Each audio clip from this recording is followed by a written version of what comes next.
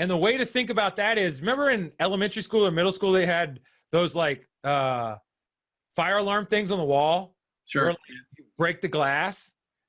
I never did it. It was so scary. I was like, well, you're going to cut yourself while you have a fire. You're going to be bleeding in a fire. And so like you were to break it, and I assume you pull the lever. Well, really the way to think about the risk response is you got a wall full of those little fire alarms. You see the iceberg, you crack the iceberg one, you pull out this scroll. It says your risk response, steer left. All right, sweet. Thanks for that.